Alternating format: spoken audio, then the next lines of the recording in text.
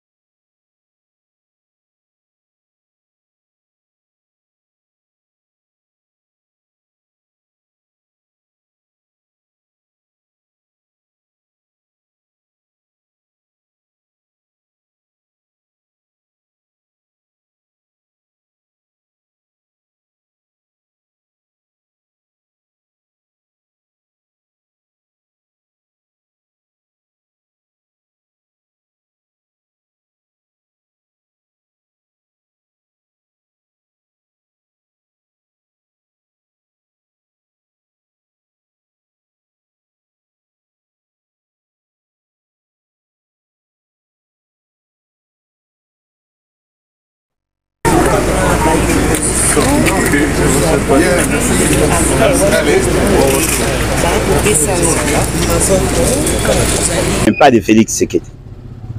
Ce que nous avons compris est l'initiative na bango en tant que Banganga Nzambe pour na koluka couper sa orientation par rapport à la question sécuritaire mais aussi question à gouvernance. Bakaboli la question en deux. Au niveau il y a sous-région et au niveau national. Parce que la crise est allée à la ramification au niveau international. Sur le plan national, la cohésion nationale. Dans la cohésion nationale, Balingi va organiser un grand forum. Et dans ces grands forums, Bakotia atelier Oyo et Kolobela plusieurs thématiques. Et la proposition de Bango, qui la proposition à 9. Tu as remarqué que Nakati a 9 wana et Bongaki a en réalité 4. Parce qu'il y avait des chevauchements dans leur démarche. Tango basali proposition na bango toyoki, de comprendre que dans leur démarche, balingi babenga toutes les tendances. Bo parce que ba tendance en. Tendance à liboso, Félix Tshisekedi. Tendance à Mibale, famille politique naïe. Tendance à Misato, l'opposition dans sa diversité. Bazu bango na ba composante. Composante opposition armée, composante opposition non armée. Ça c'est au niveau national. Au niveau international, c'est-à-dire de la sous-région, baza kozwa tous les pays où bazali limitrophes na biso. Balingi tout solana bango sur des questions d'intégration régionale, sur le commerce transfrontalier, total à des questions de défense ou de la sécurité na biso, et après tout ça là-bas proposition. J'ai compris que dans leur démarche, balingi assez que en Suisse il y a ma confession religieuse au bango bazali va intégrer la communauté internationale sur la question, parce que il y a un problème qui se pose, la question est garantie. Oh muto to betali solo oh ba ko tchaba to esika moko zane. Il y a aussi Félix Tshisekedi. Boyebi que Félix Tshisekedi n'est pas assez crédible. Boyebi que ba te beli bazana na confiance na été. Et donc sur ces faits là, balobi il faut qu'il y ait l'implication de la communauté internationale. Donc on commence au niveau national et après to qu'il à niveau international où yo et cause à la cristalliser probablement parce qu'il n'y a pas de garantie par une résolution où est applicable. Vous posez la question parce que bayaki on a repéré sa vie sur les solos. Vous posez la question. La question à liboso ezali d'abord les préalables. Na préalable, M. Denis Esanga apesi makanisi na ye bandeko mususu apesi makanisi na bango. Yami Balé tolobeli sur le comment organiser la thématique sans pour autant prendre des engagements fermes. On n'a pris aucun engagement. Sauf peut-être ceux qui n'ont pas l'erreur. On n'a pas d'engagement, mais toyoki bango, tomoni comment makamna bango et salam. Donc nous sommes dans cette voie-là. Je donne mon avis personnel. Mon avis personnel, je constate. Et je crois que Batobele pe baloba kiango. Toza ko retomber dans la même situation. On veut que tu signes un pacte. Mais apparemment, le pacte que tu signé, il y a déjà constitution. Il y a une constitution. Les gens doivent apprendre à respecter la constitution. Parce que si la constitution n'est pas respectée, je ne pense pas qu'on pourra éventuellement respecter un texte qu'on a rédigé en dehors du cadre légal. Parce qu'il y a un problème. Le problème, il y a contrainte. Personne ne va obliger à personne d'exécuter un acte où il s'est mis en dehors de l'institution. La constitution a l'avantage, il y a un référendum. Et puis, il y a un lien entre ce qui nous arrive et le non-respect de la constitution. Je vais tenter de vous le démontrer. 1. Constitution est boya qui likanisi ya batbazo amindu qui pour basa ba rebelle. Mais bato ba boya ko zamando qui ba bayini. Mutozo boko ndenge ya makasité. Qu'est-ce qui s'est passé? Félix Tshisekedi en babenga kenani? Babenga ke Congo mowa babenga ke Rangers. Rangers. Habité yaza commando alinga sala o ya lingi. Et qu'est-ce qu'il fait? Abengi kadima na marque nae a mis imposé dans le na canaille et pas lobby ou à Rosalangé l'OT, je suis le garant de la nation. Yami Balé, Tolobaki constitution change jamais été. Il y a lobby à rechanger constitution. Tolobaki to fout à basoda malamu, to financer ba opération militaire to dans une armée républicaine. Il y a boy.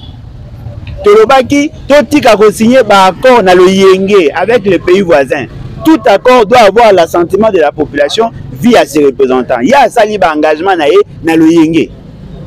Lelo batu ba réagir parce que avant to beta masolo ya gome koito et koité. To zaki na débat ni changement de la constitution hein? Rien ne vous rassure que changement de la constitution tende et accélérer processus ya goma. Tout ça est allé par maladresse. Et mutumo ba linga la kisabino ke ya angondo ayanki.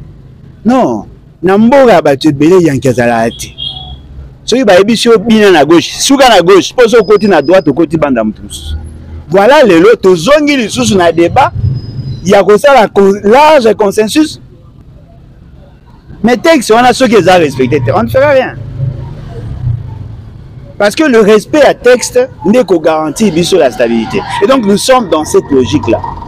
Président Alain Bolojwa, tu as appelé les Kambo à sommet à Sadek. Est-ce que les lois, ceux qui t'attendent au Kambi Ekolo à Kei, Nangamboana, Bo Tambolito peut procédure Oyo, Bayi Ecclesia Bako Sala, est-ce que Ekobo Tambouma? Ah, ça c'est une question très intelligente qui nécessite réponse, mais pas de ma part, mais de la part de Nganganzambe. Pour Anine Namoni, elle est très intelligente. Maman Nangaï, Tozali en face, il y a une situation telle que il y a plusieurs composantes. Voyez-vous? Biso Tozali opposition non armée. Le lendo oyo nanga zalaki oyo Félix Tshisekedi azalaki nango avant que nanga azagoma eza sur le mote. Soki biso na Félix Tshisekedi toyokani. Et que nanga oyo azali na sima ba Rwandais ba continuer. Tout ça est l'autre, hein? Ce qui est na nanga bayokani, et que biso pe to sepelité, et ça li pelote. Mais pour que mutu nyonso, atosa, andima eloko esami, il faut la conforme na conscience. Boyo ke logo, Félix Tshisekedi a okende go sola na Rwanda. Rwanda zo senga eba solola na M23. Ce qui est na Kagame ba sololi, ba ju ba résolution. Et que ces résolutions énervent nos intérêts. On sera obligé de faire la guerre. En ce moment-là, des marches à Bassango et vous avez un problème. Donc, et là, quand ils livrent, il faut qu'il y ait un consensus. Mais un consensus autour de quoi? Nous avons un débat pour la ligne. Parce que Félix Tshisekedi a beau sa constitution. Ce qui a tout sa constitution, tout le monde a un débat au Nyon sauté. Tout le monde a un débat au temps. Est-ce qu'au mois de février, de février 2019 avec le Rwanda, est-ce que Boyebi dans le mois de juillet 2019 il a signé des accords? Est-ce que Boyebi Félix Tshisekedi a réchauffé le M23 pour se sécuriser contre Kabila, justement parce qu'il y a Boya qui respectait l'accord ensemble? Il y a Kobo, il y a Koto Samibeko, il y a même Biso na situation. Vous trouvez ça? Une solution, il y a Malonga Ezali, ils ont respecté la constitution. Maman Félix Tshisekedi nenga azawana azalo kwa mwasi o mobala ebisa kanga bisaka azonge pa na ba. Siko ye azu formule aolela aoluka convaincre maman ya mobali pour atika na libala. C'est ça. Bongo soki mobala ndimi kasi bolimbisa. Est-ce que comportement na yeko changer? Et on a zo bisa ba toza prudent. Moi muto akosa mingi ata zo ba vérité ne besoin avec pincette. Parce que le nenge tozali awa biso nyonso toyebi que Félix Tshisekedi se sent asphyxié.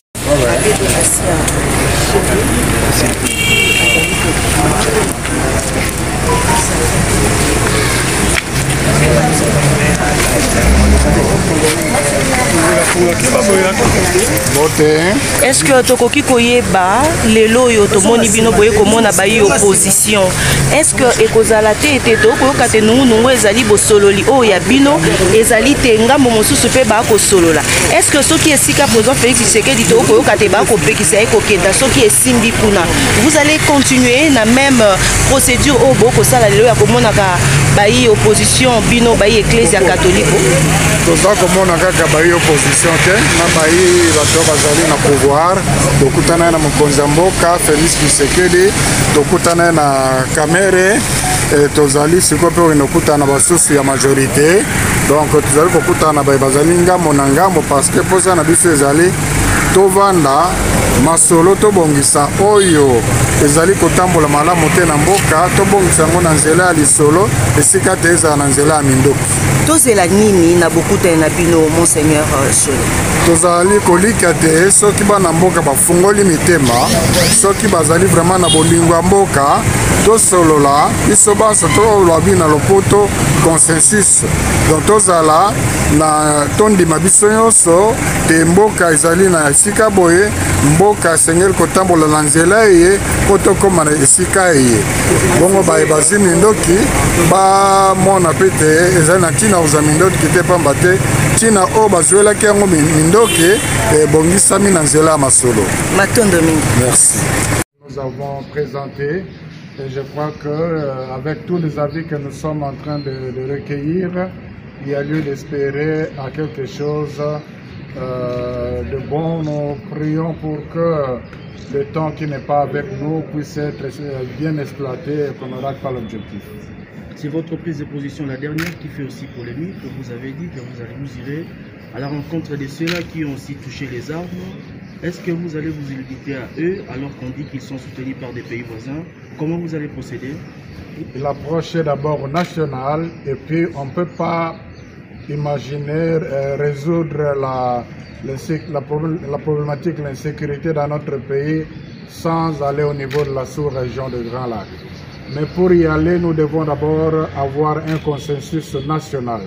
Nous devons être capables d'avoir la vision commune, la compréhension commune de la crise et nous mettre d'accord sur les voies et moyens pour mettre fin à cette crise. C'est alors que nous pourrons aller auprès de nos partenaires, les pays voisins, et donc c'est prévu, c'est pas qu'on va les mettre de côté. Un dialogue qui va vous dire à quoi? À la paix comme vous souhaitez ou à des postes de responsabilité qu'il faudra partager plus tard?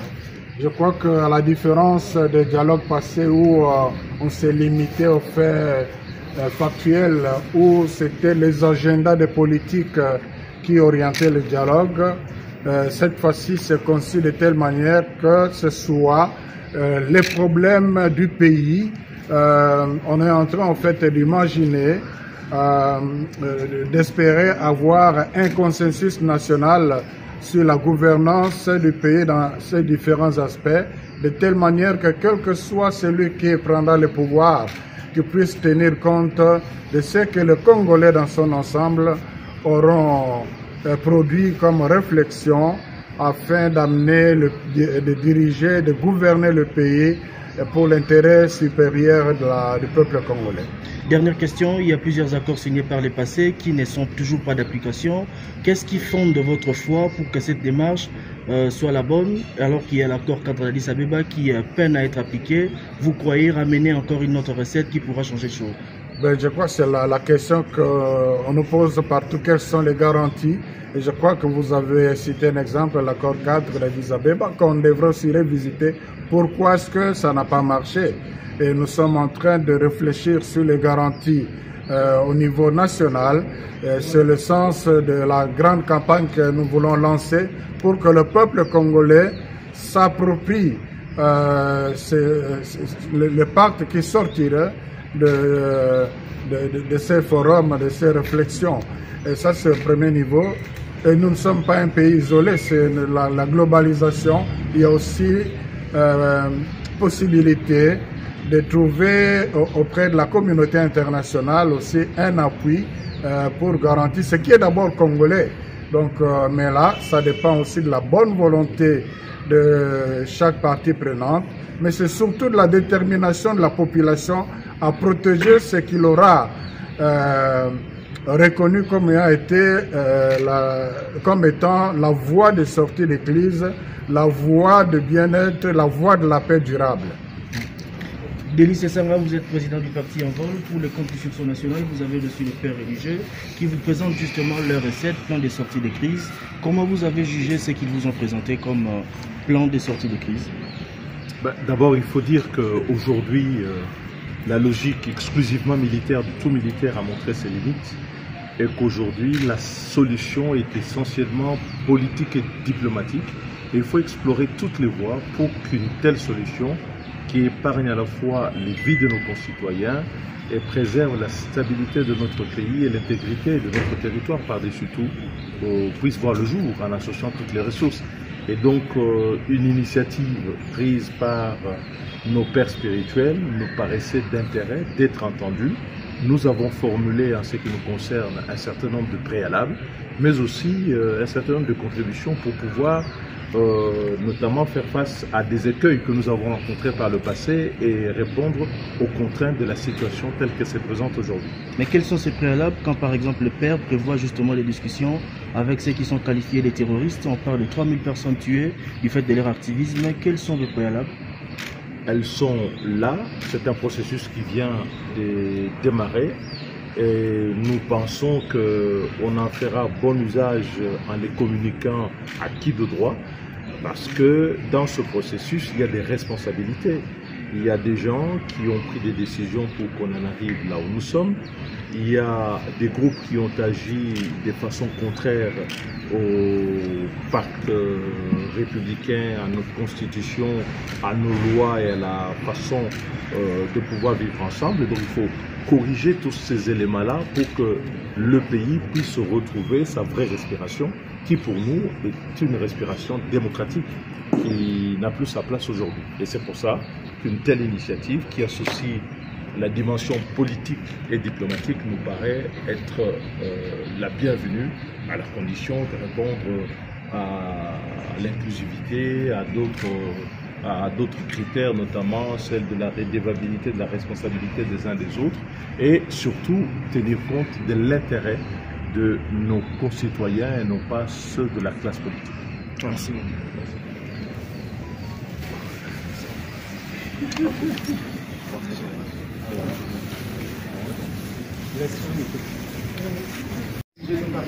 C'est qui d'abord?